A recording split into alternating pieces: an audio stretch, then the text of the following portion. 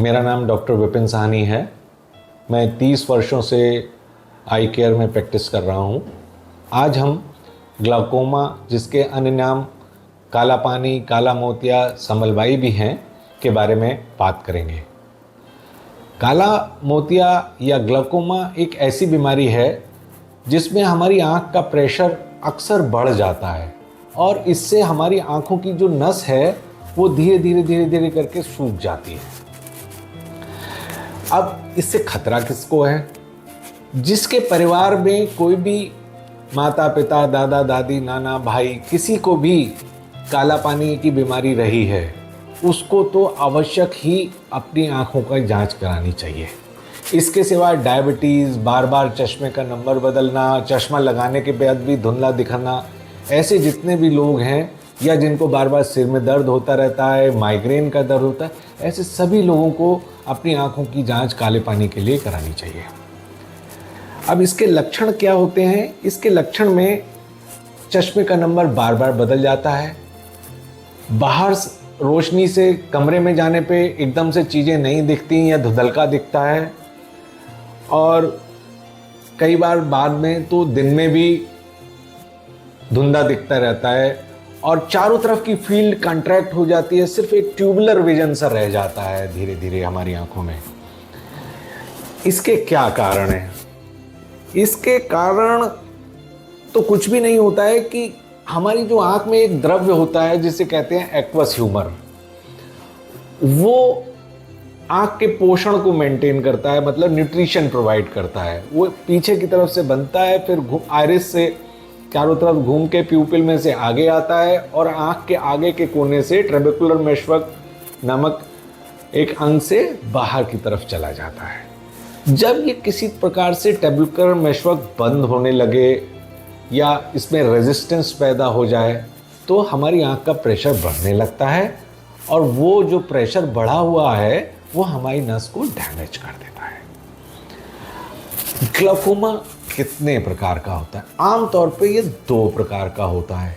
एक जिसमें ये हमारे आंख का एंगल जहां ट्रेबेकुलर मेशवर्क होता है वो खुला होता है, और दूसरा वो ट्रेबेकुलर मेशवर्क ऊपर से ढकने के कारण बंद हो जाता है। तो open angle and close angle. Open angle glaucoma में धीरे धीरे रोशनी जाती है, कुछ सालों महीनों में धीरे धीरे करके रोशनी खराब होती चली जाती है और आदमी को पता ही नहीं चलता। आदमी सोचता है कि मुझे मोतियाबिंद हो रहा है या कुछ और, चश्मे नंबर बदल गया है इसलिए मेरी रोशनी खराब हो रही है, लेकिन जांच में पता चलता है कि उसको ग्लाकोमा है। और जो क्लोज एंगल ग्लाकोमा है वो अक्सर तेज दर्द से शुरू होता है, 2-4 बार तेज दर्द होता है और फिर तेजी से रोशनी का लॉस, निगाह कमज़ोर होती चली जाती है, रोशनी खराब होती चली जाती है। अब हम ये जानें कि ग्लाकोमा का पता कैसे चलता है। आप घर में बैठ के इसका पता नहीं चला सकते। इसके लिए आप किसी कुशल नेत्र विशेषज्ञ के पास जाएं जो आपकी आंखों की अच्छी तरह से पूर्ण जांच करे, तब जाकर पता चलेगा कि आपकी आंख में ग्लाकोमा है या नहीं है। इसकी जांचें क्या क्या होती हैं? सबसे पहली जांच होती है टोनोमेट्री, जिससे आंख की प्रेशर या टेंशन की जांच होती है। इसके भी कई मशीनें आती हैं। अच्छे अस्पताल में इसकी अच्छी मशीनें होती हैं जिससे नापने से गलती नहीं होती, और छोटे मोटे अस्पताल में ऐसे ही हाथ से नाप देते हैं और उसमें अक्सर गलती के चांस होते हैं। उसके बाद आंख की फंडस की पिक्चर, मतलब आंख के पर्दे की नस की फोटो खींची जाती है, उसकी एनालिसिस की जाती है, जिससे पता चलता है कि इसमें ग्लाकोमेटस यानी काले पानी के चेंजेस हो रहे हैं या नहीं हो रहे हैं। इसके बाद पेरीमेट्री। पेरीमेट्री में क्या एक मशीन आती है जो हमारी आंख की चारों तरफ की अलग अलग जगह की जांच करती है रैंडमली, और पता चलता है कि किस अंग में दिख रहा है, किस अंग में नहीं दिख रहा है। इधर कभी यहाँ पे बत्ती जलेगी, कभी यहाँ, इस तरह से चारों तरफ की आंख के पर्दे की जांच होती है। इसको कहते हैं विजुअल फील्ड पेरीमेट्री, या कंप्यूटराइज मशीन होती है। इसके बाद आती है ओसीटी मशीन। ये ओसीटी मशीन सबसे इम्पॉर्टेंट होती है क्योंकि इससे हमें आँख की नर्व फाइबर लेयर और आँख की नस की पोजीशन पता चलती है कि नस में डैमेज हो रहा है कि नहीं, आँख के पर्दे की नर्व फाइबर लेयर डैमेज हो रही है कि नहीं। इससे हम आँख की पैकीमेट्री या पुतली की मोटाई भी नाप सकते हैं और आँख के एंगल की भी जांच कर सकते हैं। इसके सिवा एक गोनियोस्कोपी की जांच है, वो भी काले पानी के लिए की जाती है, जिससे पता चलता है कि एंगल खुला है या बंद है। ये सारी जांचें किसी भी बहुत अच्छे अस्पताल में उपलब्ध होती हैं।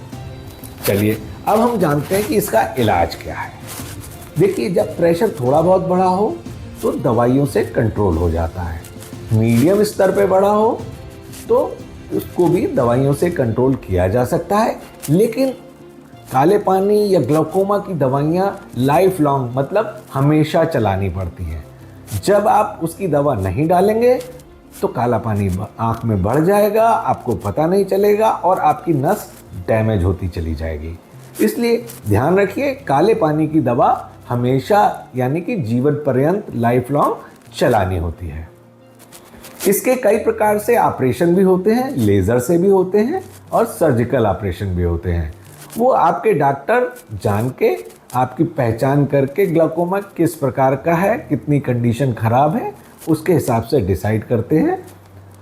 आशा करता हूँ कि आज मैंने आपको ग्लाउकोमा के बारे में पूरी जानकारी दे दी है और सावधान रहें और ग्लाउकोमा से बचें। धन्यवाद।